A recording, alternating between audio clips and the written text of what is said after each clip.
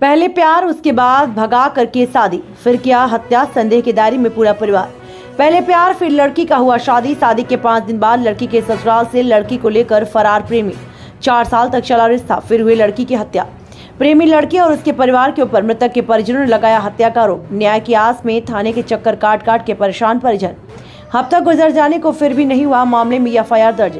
सवालों के घेरे में पचपेड़ी थाना। देखें पूरी रिपोर्ट। दरअसल पूरा मामला जांजगीर चांपा जिले की ग्राम पंचायत भैंसों का, जहां आज से 4 साल पहले सुनीता साहू ने अपनी बेटी श्वेता साहू की शादी पकरिया गांव में कराई। मगर शादी के केवल 5 दिन बाद उसके ससुराल से श्वेता साहू को लेकर फरार हो गया उसका प्रेमी योगेंद्र कुर्रे। भागकर शादी करने के बाद योगेंद्र कुर्रे और श्वेता साहू बिलासपुर जिले के पचपेड़ी थाना क्षेत्र अंतर्गत योगेंद्र कुमार गृहग्राम जलसों में उनके ही घर रहने लगा। जैसे तैसे उनका रिश्ता कुछ सालों तक ठीक चलता रहा, मगर जैसे ही समय बीतता दोनों पति पत्नी में अनबन होने लगी। मृतका के परिजनों का आरोप के अनुसार बच्चे न होने की समस्या को लेकर श्वेता साहू के पति योगेंद्र कुर्रे, उनके माता पिता हर रोज मृतका को ताने देते और साथ ही जागती ही करते। ऐसी घटना के कुछ दिन बीत जाने के बाद लेकर दोनों पति पत्नी में अनबन हुई, जहां उस दिन श्वेता साहू वैभवलक्ष्मी का उपवास भी रखे और पूरे झगड़े की जानकारी अपनी मां को सामने बताई। वहीं मृतक लड़की की मां के बताए अनुसार मेरी बेटी जब शाम को बात की तो उस समय सब चीज अच्छा था, अच्छे तरीके से बात की, मगर रात 8 बजे श्वेता साहू के पति योगेंद्र कुर्रे ने उनके माध्यम से मृतका की मां सुनीता साहू को बताया कि आपकी बेटी ने फांसी लगाकर आत्महत्या कर ली।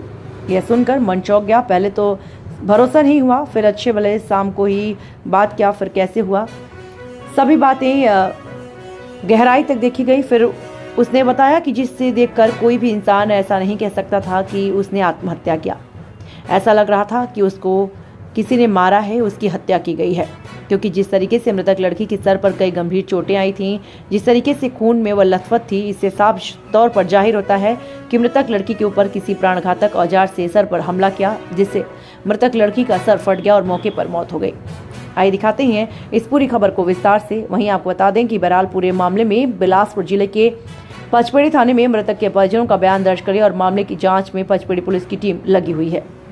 अब देखने वाली बात होगी कि आखिर कब तक पचपेड़ी पुलिस टीम इस अंधे कत्ल की गुत्थी को सुलझा पाती है। आने वाला वक्त ही बताएगा।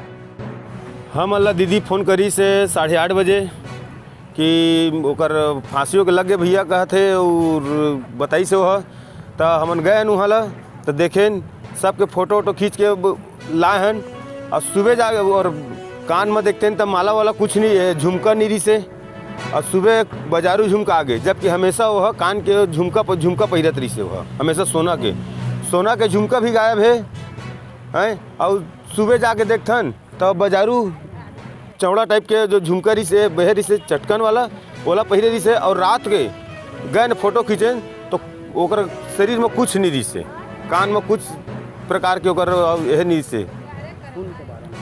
और खून के बारे में खून तो एकदम लथपथ पूरा स्ट्रक्चर पूरा भर गई से खून से। और तीन जगह चोट के निशान रही से ओकर जाने मारे रिश्ता यह बिल्कुल मर्डर है भैया, जाने कुछ न है मर्डर रोती है। फांसी रहती तो गला में निशान, गला में एक प्रकार से भी निशानी है, पूरा 100% मर्डर है। हमारा सरकार से ना इंसाफ चाहिए।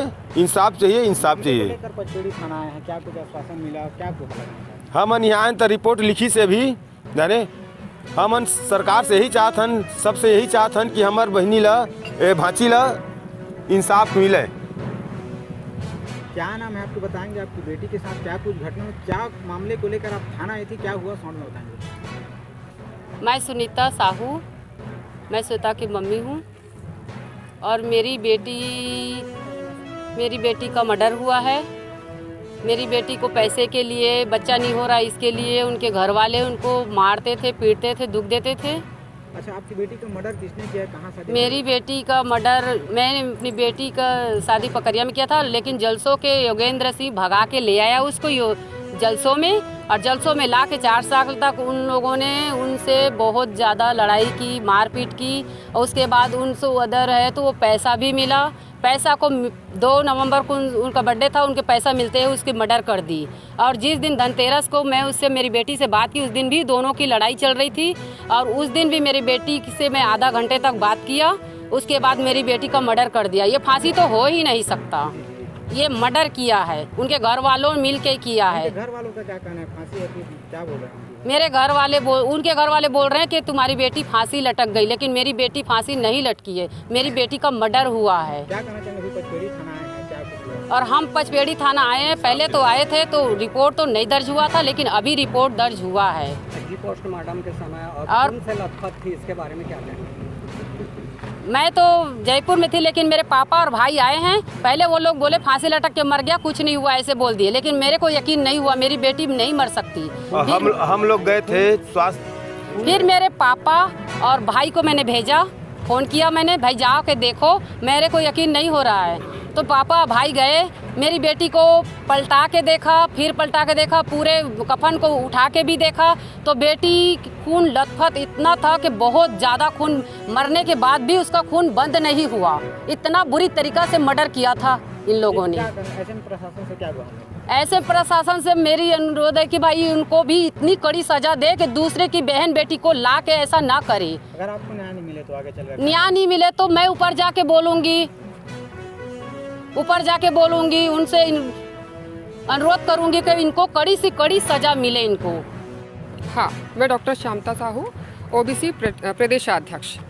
चूँकि हमको सूचना मिली हुई है, भैंसों की जो निवासी थी श्वेता साहू है ना, उन्होंने लव मैरिज जो शादी हुई थी उसके तहत हमको अचानक ही जानकारी मिली कि जो धनतेरस वाले दिन अभी नवंबर में 10 तारीख को अचानक से हमको पता चला कि उन्होंने सुसाइड कर लिया, जबकि उनकी फैमिली वाले मेरे भी रिलेशन है ना। तो मुझे जहाँ तक पता है कि श्वेता साहू जो है पढ़ी लिखी और इतनी अच्छी लड़की थी और अभी नौजवान है, तो वो आत्महत्या नहीं कर सकती है ना। और हम यहाँ पर पुलिस वालों के पास जिस दिन उनका मृत्यु हुई, मर्डर हुआ, उस दिन से उनके फैमिली वाले, उनके नाना, उनके मामा यहाँ पर आ रहे हैं।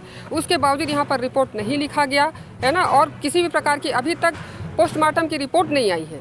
आज हम लोग यहाँ पर आए हुए हैं और रिपोर्ट के बारे में पूछ रहे हैं, तो पता चल रहा है कि रिपोर्ट नहीं मिला है, किसी प्रकार की कोई जानकारी नहीं मिली है। सारी फैमिली इसी वजह से आए हैं कि हो सकता है कि पोस्टमार्टम की रिपोर्ट से सही जानकारी मिल जाए कि मृत्यु की वजह क्या है ना। लड़की के माँ बाप को और पूरी फैमिली को पूरी तरह वो आश्वस्त है कि ये मर्डर केस है। क्योंकि लड़की के सिर पे यहाँ पर चोट लगी हुई है और लगातार खून बह रहा है। आप वीडियो में भी देख सकते हैं, लगातार खून बह रहा है। और लड़के वाले ये बोल रहे हैं कि फांसी लटका है। अरे भाई, फांसी अगर लटके होते तो गले पे निशान होता, जीभ बाहर निकला होता, लेकिन यहाँ पर वो कह रहे एक नहीं 3-4 बार कुल्हाड़ी से मारे हैं। अरे एक बार अगर कुल्हाड़ी पड़ती है तो वैसे दर्द में बेहोश हो जाती है। तो ये टोटल वहाँ उधर लड़के वाले जो पक्ष है वो छुपाने की कोशिश की गई है। साथ में आज ही हमको पुलिस द्वारा ये पता चल रहा है कि एक लेटर जो लड़की ने सुसाइड नोट लिखा है और उसको वो दिखा भी नहीं रहे। यहाँ पर पुलिस जो है ठीक है कोऑपरेट कर रहे हैं, लेकिन बहुत सारी चीज़ों को ना ही फोटो लेने दिया गया, ना ही किसी प्रकार की हमको फोटो कॉपी दे रहे। आते ही हमको एक हवलदार उन्होंने रोका,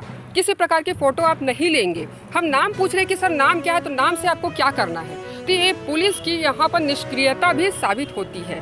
अगर पुलिस यहाँ पर कार्रवाई नहीं करती है तो मेरा ओबीसी समाज संगठन सारा का सारा लड़की के फेवर में यहाँ पर हम जांच पड़ताल करेंगे, उचित जानकारी हम लेंगे यहाँ पर, और जो दोषी है उसको कड़ी से कड़ी सजा देंगे। उसकी रूह कांपे।